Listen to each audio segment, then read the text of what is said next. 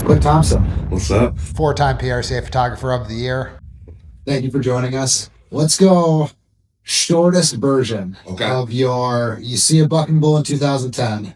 Now you're four-time PRCA Photographer of the Year. Quick version. Yeah.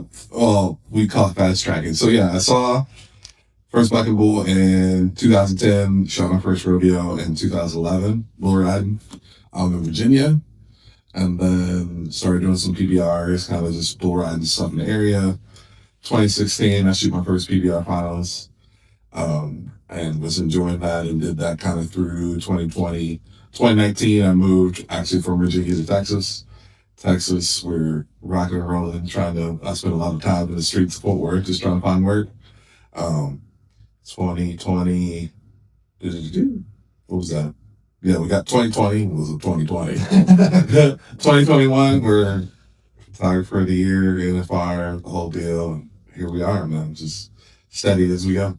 When you got started, not coming from Western background, I didn't either. What are some things, like, was it an advantage at all to maybe see things from a different perspective or just a non-traditional perspective at the beginning? I think the thing that's always been an advantage for me is I don't overlook anything. It's kind of everything is, obviously you've been in the industry long enough now where it's like, this table doesn't shock you, but you still appreciate like, oh, that's not something I saw every day, or craftsmanship from saddles and things like that. So it kind of keeps you from overlooking stuff for sure. How much has that evolved over time from you kind of come in and you're figuring out to now? I imagine you've got a pretty dialed in process of everything you're doing. I always try to keep it pretty fluid. I mean, I think every place is a little different, so you don't want to kind of show up with like too confident, I guess, and go, oh, I know how it's going to be, because then I think it kind of gets a little stale, especially creatively. But yeah, I think there's a flow to it, and things kind of fall into place, but there's still moments where it feels like you're rushing and it's kind of everything's new. So I think I enjoy that about it. What is the preparation like when you go to shoot a rodeo? Because again, I feel like a lot of people are talking to Garrison Ellis, rodeo announcer, about just how much goes into that. Same thing for photographers, where I do think a lot of people think you just show up with your camera, you get parked where you're parked, and you make the bulls look cool. It used to be like that. Now it's very much like a whole production thing. I kind of relate it to like a prize fighter, man. Like there's so much training and preparation you do, and you get to the very moment, which is the thing everyone sees, but they don't see just studying, learning either new techniques or buying equipment or prepping equipment, charging, even, now working out and being, physically in shape, because there's a lot of moving and crouching. And that can take a toll on a long season. So there's a lot of preparation leading up to, even buying new gear, or just like I'm very much a, 2 is 1, 1 is none kind of guy. So there's usually duplicates of everything, and just organizing all that stuff. So there's a lot more now that goes into that. When you see that final image, there's a lot of steps that occurred prior to that. When you get into a rodeo arena, like, what are you looking at in terms of sight lines, time of day, all that type of stuff? I talk about this in my clinics. Like, I'm always looking for like how to get around the building, especially if it's a place I've never been before. But like you said, lighting, sight lines, like those are all things that are kind of going to affect either what I can shoot, where I can shoot, where security is, like, kind of get familiar with where they are and get used to them. So if you have to go through somewhere really fast, they've seen you before. You're not like this new person just showing up with a bunch of cameras. So, it seems, kind of like something that you would overlook, but when you're in crunch time and you're trying to move really fast, that's super important. But, where my stuff is, where can I stage gear if I'm going to shoot different stuff or try different lenses, where cowboys and the contestants move back and forth from.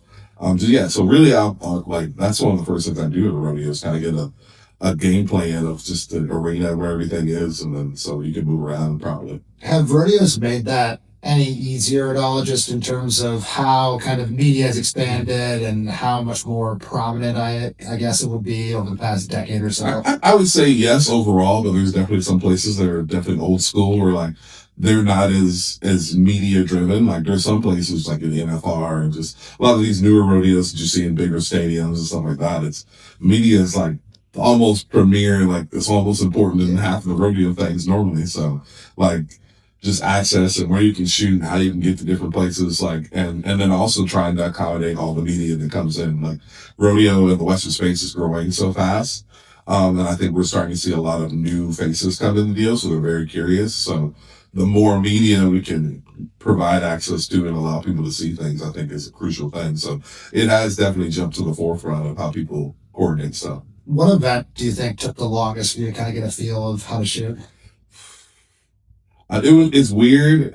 I think initially it would be team roping, but I think I kind of go back to being from the East Coast and then moving to Texas is like the bucking horse was a little. It's kind of more of a Western Northwest thing where it's like you go to Montana and there's like bucking horse sale. Like there's countless horses there. Where I used to tell people all the time that out east our bucking horses are thoroughbreds, so they may jump and kick one time, but you're gonna have a good pickup man that's a horse that can run because you're gonna chase them down. But so yeah, I think it's kind of, and I still a little bit to this day have this thing I tell myself that I haven't quite gotten like the perfect bucket horse photo yet. So I think that's one of my grand pursuits still. What does the perfect bucking horse photo look like? I think I don't know if it's, and I talk about this a lot. I don't know necessarily. It'll probably look similar to a lot of the pictures I've taken, but I think what's important is how does it feel? Like what does it do to the viewer? Like there's a certain type of I think feeling you get, and I try to capture in my work that when you look at it, it feels like not only that you're there, but like you can almost like the picture, your brain can fill in the rest of the gaps of like what's happening before and after this moment. And man, this looks wild. It doesn't look staged. It looks very raw.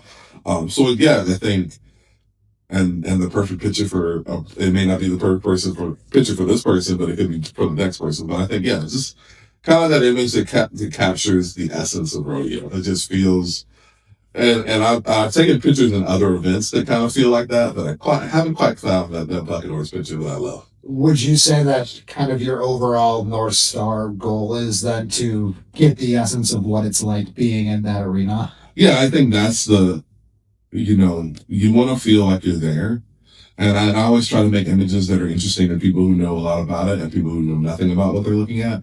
And I think if you're capturing or trying to at least capture the essence of what you're looking at, then all that just translates to the viewer. And so, yeah, I think that's the goal at the end of the day is really capture the essence and the nostalgia and just what the cowboy culture is and the Western lifestyle is showcasing all that. And that's tough in one image, but if you do it right, you can see it. How do you keep pushing toward that creatively? I think just, not having it or just the idea that there's always a new image to take, or I think too, like that's where you kind of go back to like my ignorance, so to speak, of just not seeing it all the time. So it's never really gets dull. For me, I'm like, oh man, there's a new way to get it. Or you just go to a different arena that you've never been before. Like, oh, that's a whole new way I can kind of capture this image and kind of stage something, or like where I position myself to kind of have the background fall in a certain place. So, I think that's a part of it is just going to a different arena.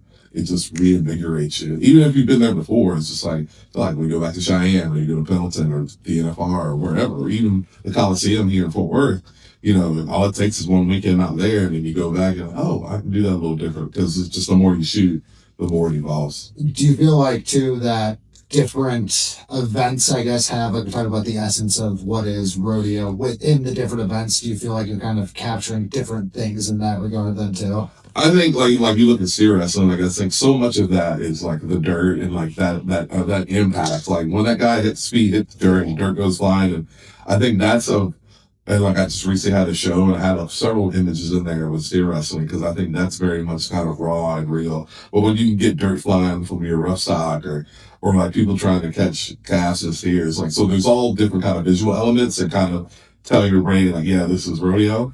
So yeah, each one's a little different, but like I think the dirt really, and that kind of works with everything. Like the dirt is kind of like the unsung hero sometimes. It kind of it because immediately you don't think about the concrete of like the city or anything like that. You think of agriculture. You think of like just the back roads and all that. So the dirt is probably the important part. We mentioned it at the top. Everyone's probably talked to you about this before, Yeah. but four-time photographer of the year in the PRCA. I have to ask the very general, broad. What does that mean to you? I think it's super important. I think the cool thing about that deal is that um, that award is voted on by your peers and everyone in the association. So I think it's a cool opportunity in those moments. Like even to be top five, you can really see how there's a vast group of people that you have impacted, interacted with, left an impression with. And in those moments, you kind of really get to see that. So that's a special award in that way. And I mean, just to be selected one time is pretty incredible, but to like multiple times in that way, it's pretty awesome. I've heard you say that is awards like that, and I think it's true for a lot of photographers, is not ultimately the goal for you Yeah. at all to be honored in that way. But when you look at 2026 and beyond in the futures, what are your goals in this game? I think continuing to, I had heard a quote from a guy who was talking about, to get to number one. And you can say, okay, you're photographer of the year. So in that moment, or like for that very moment, you're number one. But I think, but he was looking more at, it's not about being number one. It's like, how big is the gap between one and two? And like, how do you expand that? Because then I think you start to find yourself, you're not trying to increase the gap. You're just trying to like go in a different place and do your own thing. Because a lot of times when you're in maybe a peak of position, you have to find ways to motivate yourself. And going backwards isn't going to work. Like you almost have to kind of look for the next mountain or the next, hill to climb or the next dragon to slay. So I think it's really just how do you continue to grow my voice? Like I think where someone can say, man, I've had people say, man, we can always tell when it's your work.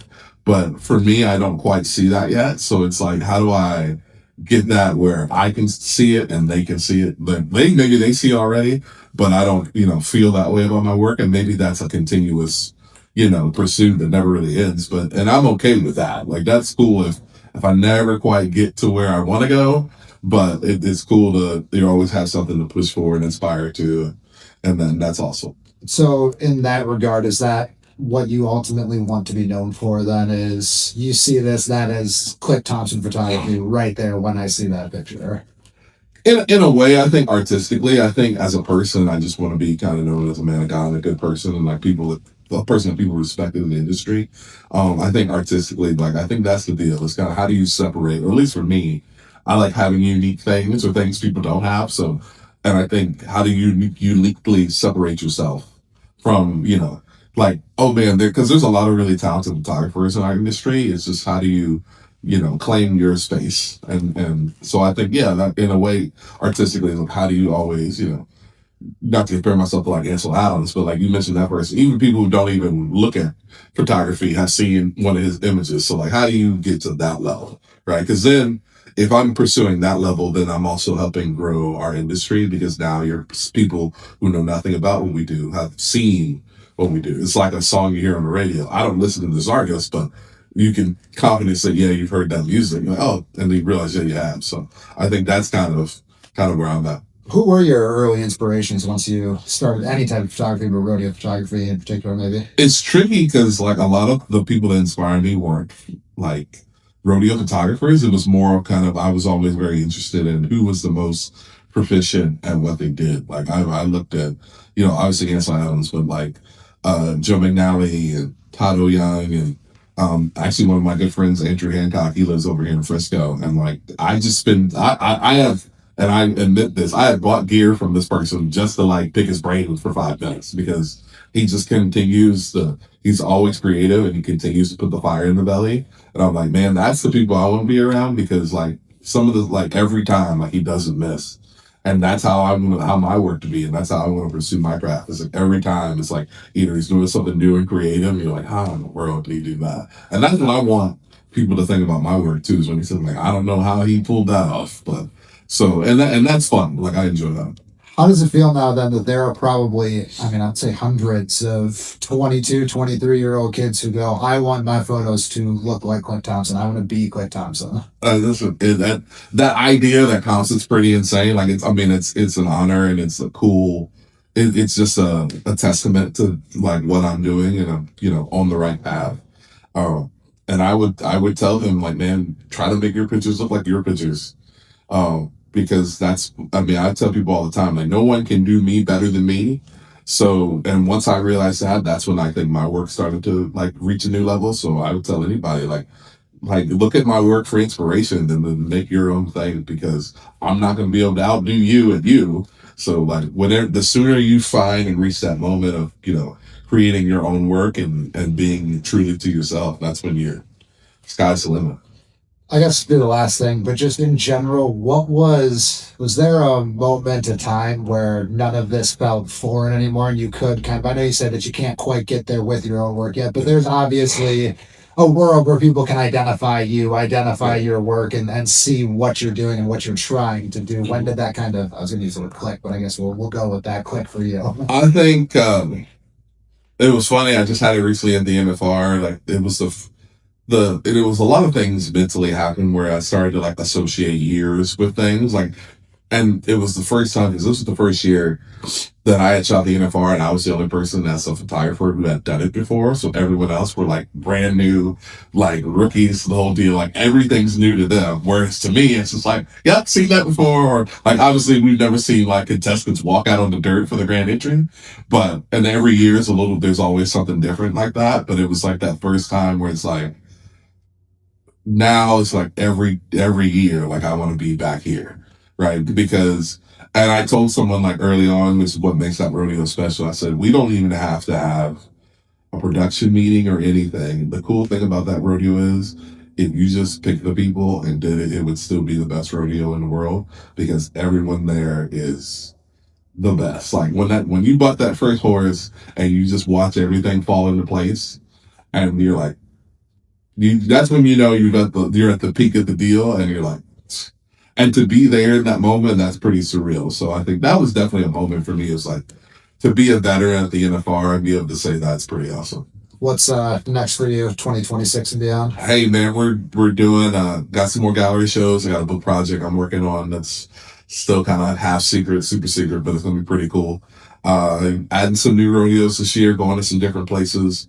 There were some places I'd gone before, but I get to go back this year, so I'm excited. Texas and Florida.